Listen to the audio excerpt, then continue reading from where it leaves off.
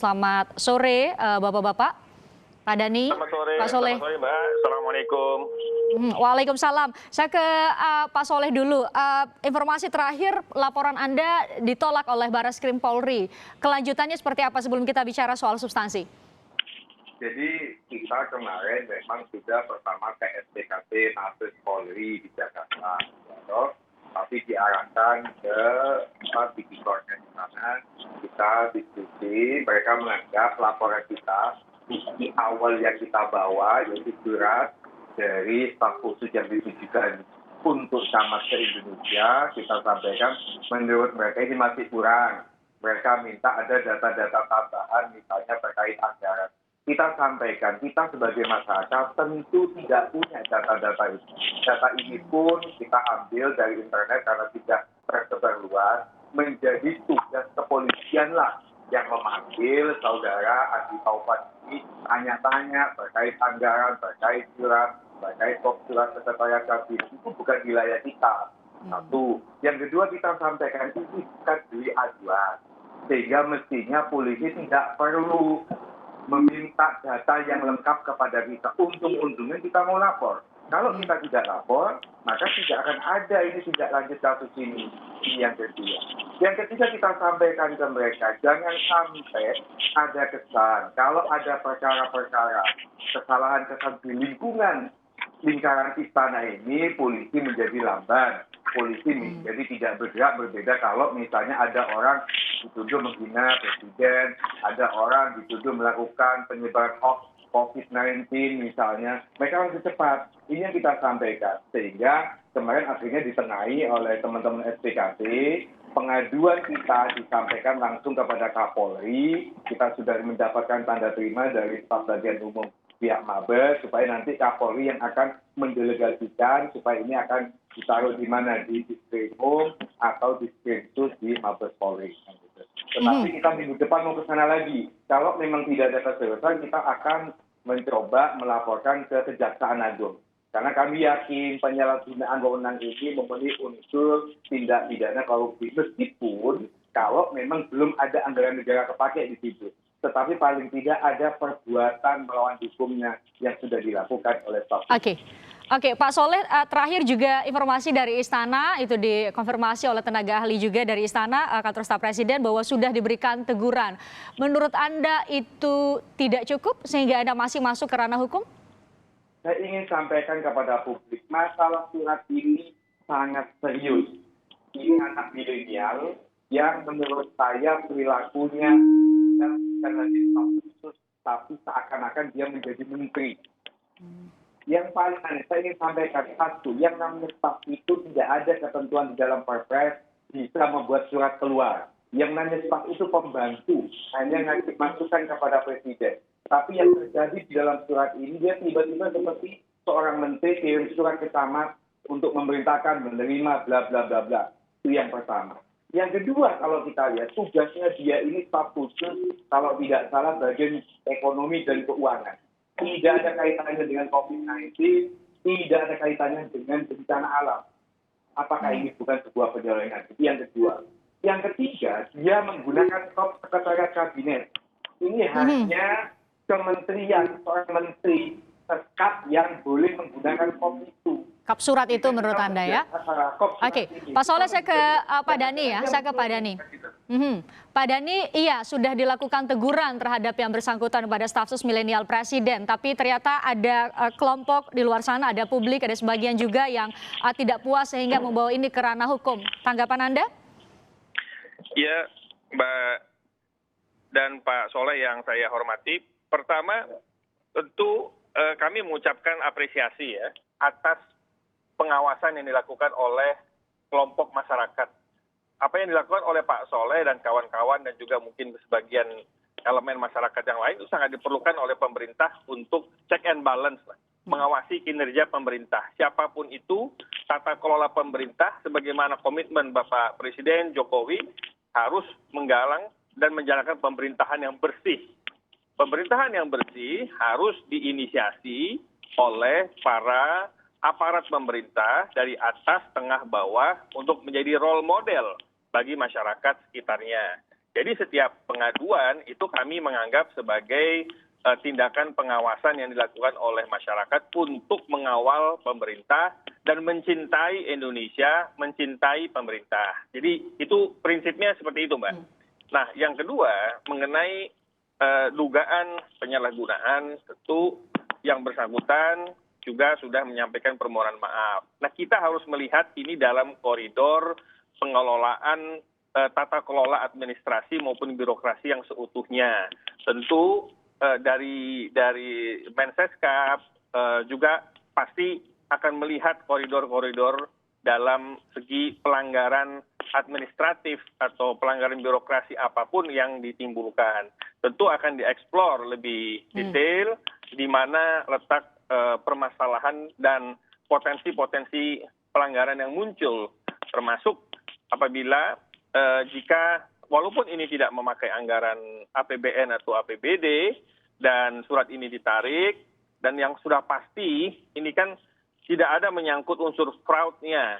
Tetapi kalau itu diindikasikan ada yang namanya conflict of interest atau apapun namanya kode etik, kan setiap pejabat penyelenggara pemerintahan termasuk di istana, kami semua, baik itu tenaga ahli utama, staf khusus ataupun siapapun lah yang ada di pejabat di istana itu kan menandatangani fakta integritas. Di fakta integritas kan sudah dijelaskan batasan-batasannya kan, untuk tidak boleh menguntungkan pihak lain atau menggunakan fasilitas ataupun kekuasaan yang dimiliki untuk memperkaya diri sendiri, kelompok atau golongannya, atau memperkaya atau menguntungkan orang lain.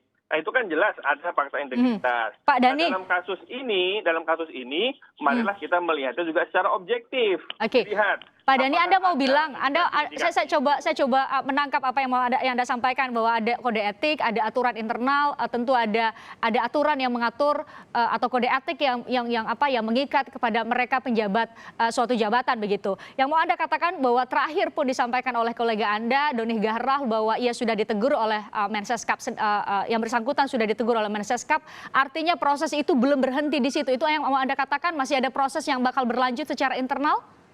Ya tentu secara internal ada proses yang terukur, yang jelas tentang berbagai kode etik ataupun pelanggaran-pelanggaran yang ditimbulkan. Yang jelas ini kita semua kan harus bicara dalam arti koridor penyelenggaraan atau tata kelola pemerintahan yang bersih, sehingga apapun potensi-potensi itu harus kita eliminir supaya ke depan tidak terjadi lagi. Jadi saya lebih menekankan apa jenis pelanggarannya, apakah ini masih bisa diperbaiki, ya diperbaiki. Nah, kalau sudah bisa diperbaiki, semua menggalang komitmen ya ke depannya kita perbaiki supaya pemerintahan dan tata kelola di manapun, di pemerintahan, di istana, di mana ya berjalan bersih sebagai contoh untuk masyarakat. Oke, Pak Soleh, ada dua hal. Satu, yang bersangkutan telah minta maaf secara terbuka kepada publik, kita juga melihat suratnya. Dua, tadi disampaikan bahwa prosesnya tidak hanya teguran, tapi saat ini masih ada proses menguji kode etik dan lain sebagainya berdasarkan aturan yang ada terkait dengan tata kelola pemerintahan yang baik. Tanggapan Anda, apakah Anda akan tetap melanjutkan di ranah hukum atau Anda sudah cukup puas dengan dua hal tadi yang saya sebutkan? Minta maaf ke publik sudah secara terbuka? Bentuk penyelewengan ini bukan penyelewengan biasa. Ini bukan soal maladministrasi. Saya ingin katakan, kalau dia dari surat ini, yang namanya staf khusus itu adalah pembantu presiden. Di dalam surat ini tembusannya nggak ada dia ke presiden. Satu. Yang kedua, di dalam konsideran isi di dalam surat ini pun tidak ada misalnya berdasarkan rapat kabinet dan arahan Bapak Presiden, maka kami diperintahkan. Tidak ada. Ini jadi saya curiga Jokowi pun tidak tahu soal ini. Ini hanya inisiatif seorang anak milenial, entah dia ngerti atau tidak, tapi dosa-dosa yang ini fatal. Dan ini tidak main-main. Dia menggunakan kementerian, sekretariat kabinet. Mestinya mereka ini langsung dipecat orang seperti ini. Nggak bisa cukup minta maaf selesai, nggak bisa. Yang lebih parah ternyata endingnya, goalnya adalah untuk kepentingan perusahaan pribadi. Ujung-ujungnya di situ. Apakah ini bukan sebuah kesalahan berat? Kalau bagi kami berat ini. Dia ini seorang staf khusus, jangan-jangan tadi Mas Dhani mengatakan ini tidak pakai uang negara, apa jaminannya? Jangan-jangan dia sudah telepon Kementerian BUMN apa-apa. untuk membantu ini. Dengan menggunakan top ini kan sudah nakut-nakuti orang bahwa ini betul-betul resmi, bahwa ini adalah disetujui oleh Sekretariat Kabinet yang dijalankan oleh staf khusus di Andri Taufan. Jadi ini bukan main-main, gitu loh. Coba kalau dibaca ini, mulai atas sampai bawah itu. Bagaimana tembusan ke Sekretariat Kabinet juga tidak ada. Tapi menggunakan kopnya Sekretariat Kabinet. Pak Presiden dia sebagai staf khususnya Presiden juga nggak ada tembusan. Jadi ini saya nggak ngerti maksudnya dia itu apa. Tapi kalau ini cukup permintaan maaf selesai, oh bagi kami nggak akan selesai kalau anak seperti ini dibiarkan. Ini kan terlalu kita memanjakan orang-orang milenial yang dianggap sukses, tiba-tiba masuk ke wilayah pemerintahan tanpa ada ukuran-ukuran yang jelas. Seharusnya kalau dia seorang staf khusus, dia kalau di dalam Perpres 39 tahun 2018, dia punya tim. Jangan-jangan timnya juga milenial. Tidak ngerti soal surat menyurat keluar. Tidak ngerti soal dia sebagai staf khusus. Batasannya sejauh mana. Pak Dhani, oke Pak Soleh saya ke Pak Dhani dulu. Kita minta tanggapannya tadi yang Anda nyatakan. Jangan-jangan Presiden nggak tahu nih pakai kop surat yang kemudian dalam tanda petik Anda sebutkan. Saya gunakan istilah Anda tadi menakut-nakuti pihak yang hendak diharapkan bisa memuluskan apa yang diminta begitu. Tanggapan Anda Pak Dhani? Ya tentu praduga dari siapapun itu silahkan saja. Cuman kalau dalam koridor hukum itu kan prinsip kita kan adalah azas praduga tidak bersalah. Baru kita memproses melalui jalur koridor hukum. Nah, jadi saya lebih melihat dalam koridor hukum ya ini ya kita atas praduga tidak bersalah dulu lah kita melihat. Kita berhusnuzon dulu. Pak Dhani bagaimana praduga tidak, Pak Dhani maaf saya potong. Bagaimana praduga tidak bersalah kalau yang bersangkutan sendiri sudah secara terbuka kok bilang ke publik dan bikin surat saya mohon maaf? Betul.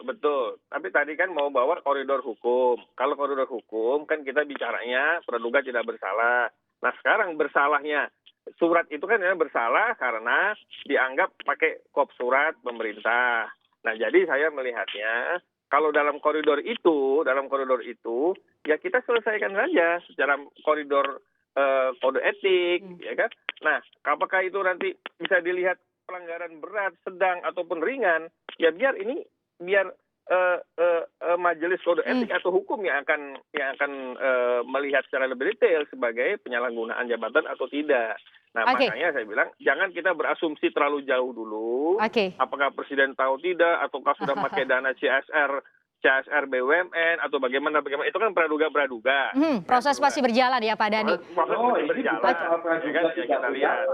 Oke, Pak Soleh terakhir, apa tujuan Anda dan tim yang mewakili advokat yang lain melaporkan ini membawa ini ke ranah hukum? Tidak hanya bicara soal ancaman hukuman dari pasal yang akan diancamkan, tapi apa tujuan Anda? Jadi begini, kita pengen pemerintahan ini penyelenggara negara itu supaya betul-betul dikelola dengan baik. Tidak boleh diisi dengan orang-orang yang menggunakan kepentingan untuk tujuan-tujuan pribadi. Nah itu satu. Yang kedua yang kita sesalkan setelah kasus ini rame, istana cenderung diam. Satu, misalnya Presiden tidak mengambil sikap dia sebagai pimpinan dari staf khusus ini. Yang kedua, Sekretariat Kabinet yang merasa kok suratnya diambil. Apakah itu diminta? Apakah itu dicuri? Atau jangan-jangan itu dipalsu? Juga tidak bersikap. Kalau sekedar menegur, publik tidak tahu itu.